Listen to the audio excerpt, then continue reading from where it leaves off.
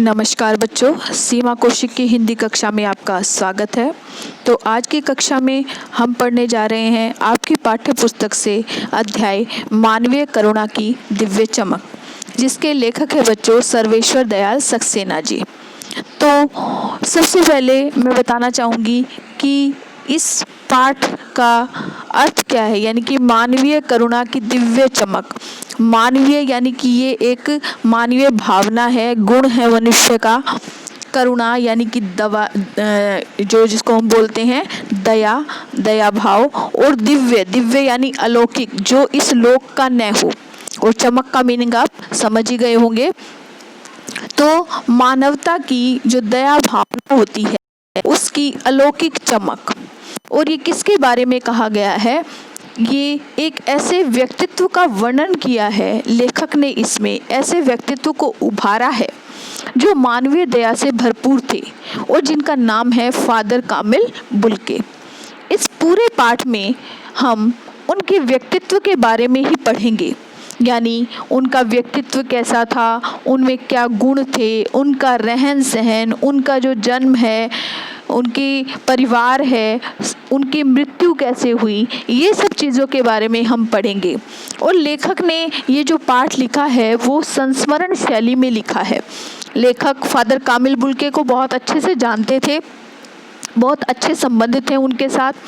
तो फादर कामिल बुल्के भारतीय नहीं थे।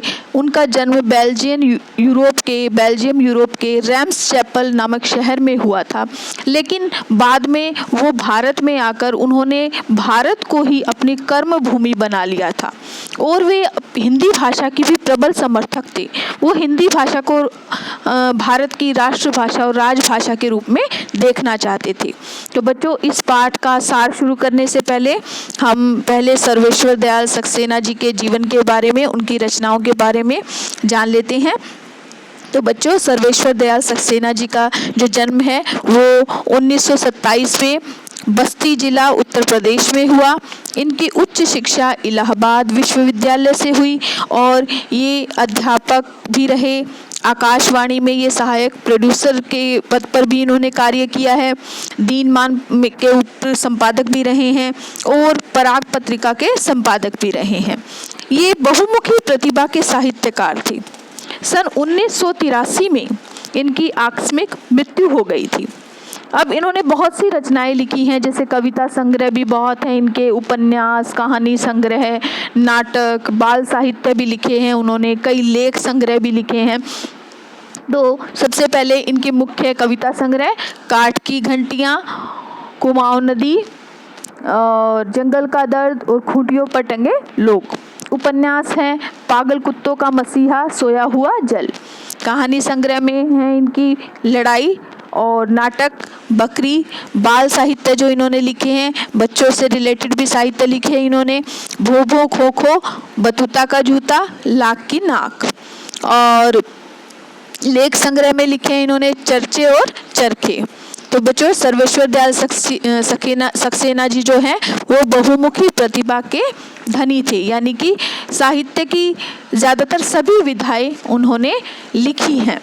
तो हम शुरू करते हैं पाठ का सार। लेखक शुरू में बता रहे हैं कि जो फादर हैं फादर कामिल बुल्के, वो जहरवाद से उन्हें नहीं मरना चाहिए था। जहरवाद बच्चों एक जहरीला फोड़ा होता है जिसको गैंग्रीन भी कहते हैं।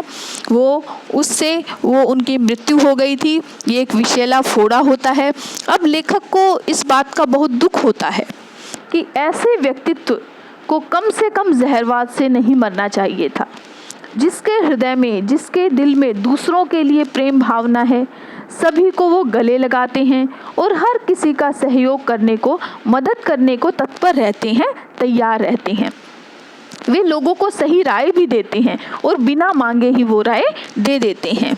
लोगों को सही रास्ता बताते, सही मार्ग पर चलना सिखाते। वो ऐसे महान व्यक्तित्व के लिए ईश्वर ने ऐसा विधान क्यों रचा, वो भी उम्र के आखिरी दहलीज पर, यानी कि जब वो बहुत बूढ़े हो चुके थे तब ईश्वर ने उन्हें जहरवाद नामक बीमारी से ग्रस्त कर दिया और वो विषैले फोड़े से इस संसार को छोड़कर चले गए।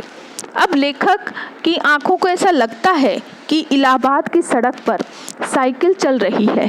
साइकिल से फादर कामिल बुल्के उतरते हैं। वो पादरी के जैसे सफ़ेद चोगा पहने हैं।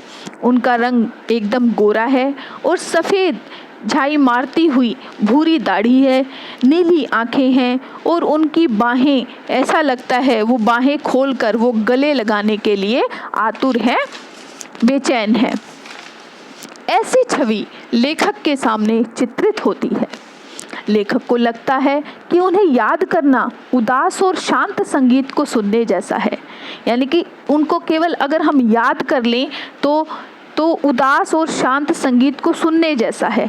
यानी बच्चों, कई बार ऐसा होता है कि जब हम उदास हो जाते हैं तो हम जब शांत संगीत को, इस तरह के संगीत को सुनते हैं, म्यूज़िक को सुनते हैं, उसको सुनना पसंद करते हैं और उस संगीत को सुनकर हमें थोड़ी राहत मिलती है, शांति मिलती है और हम अपनी दुख और तकलीफ़ों से बाहर आ जाते हैं।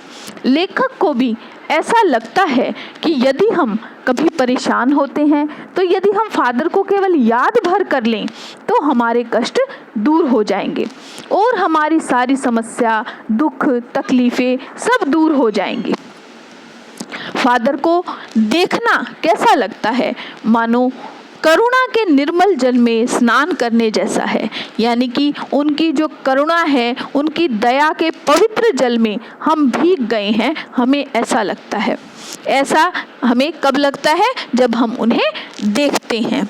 अब लेखक बता रहा है कि उनसे बात करना संकल्प से भर जाना लगता है।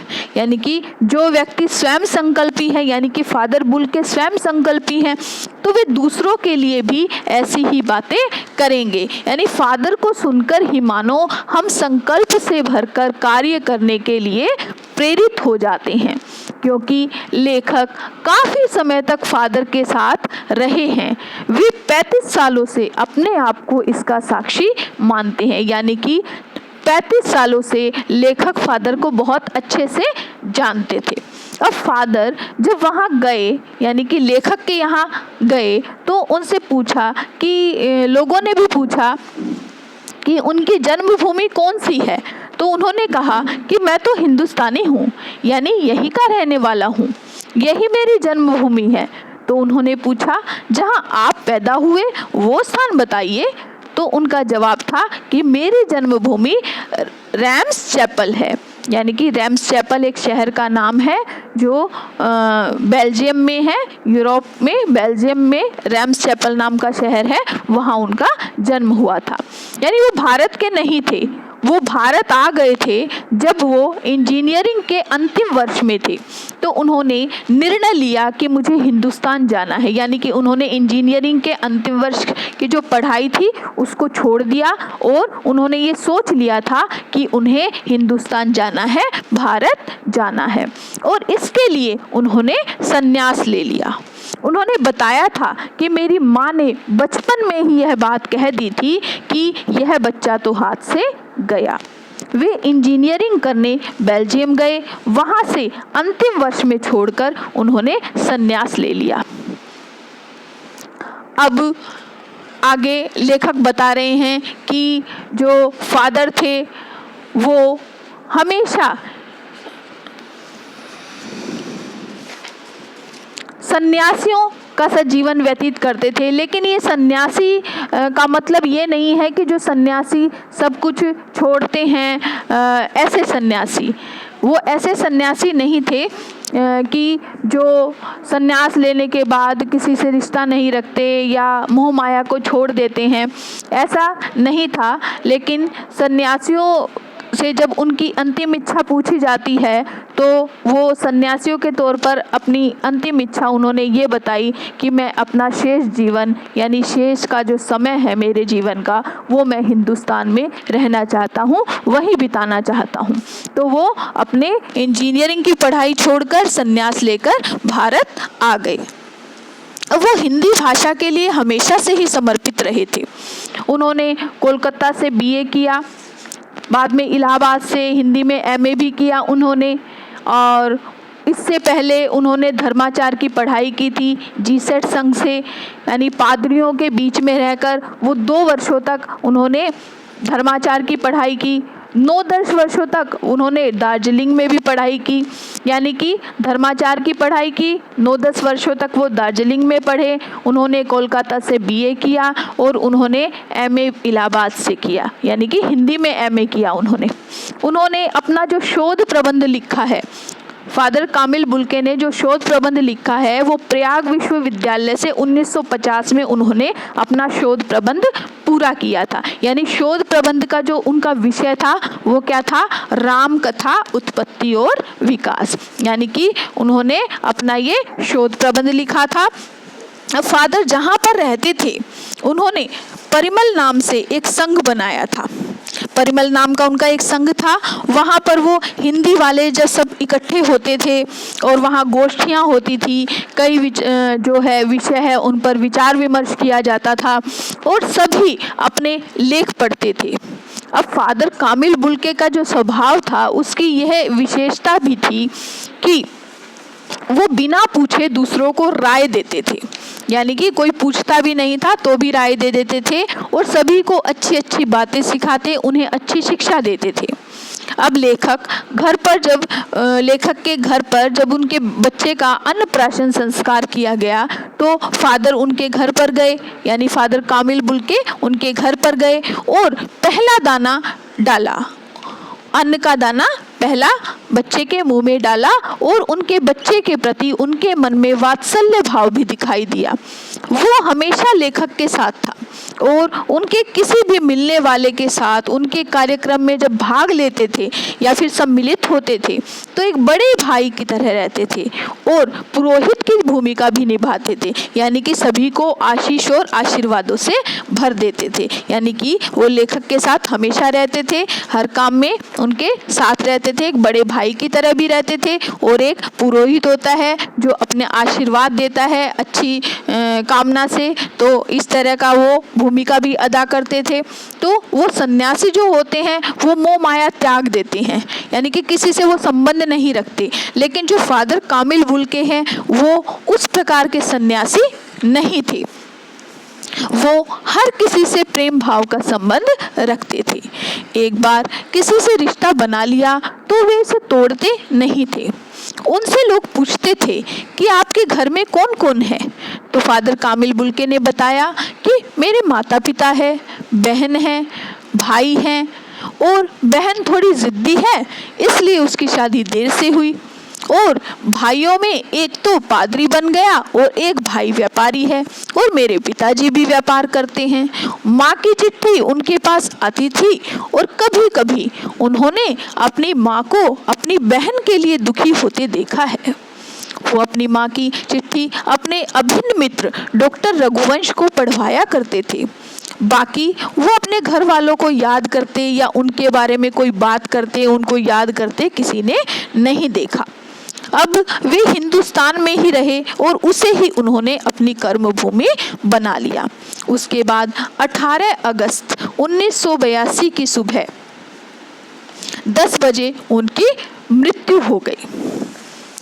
अब वो निकलसन कब्रगाह में उन्हें ले जाया गया और उनकी जो अंतिम यात्रा में है बहुत से हिंदी के विद्वान भी शामिल हुए, यानी कि उनका अंतिम संस्कार करने के लिए उन्हें निकलसन नाम की कब्रगाह में ले जाया गया जहां उनका अंतिम यात्रा हुई थी। लेकिन उनकी अंतिम यात्रा में हिंदी के बड़े बड़े विद्वान और न जाने कितने साहित्यकार, कितने लोग शामिल हुए और उनका मसीही विधि से अंतिम संस्कार किया गया।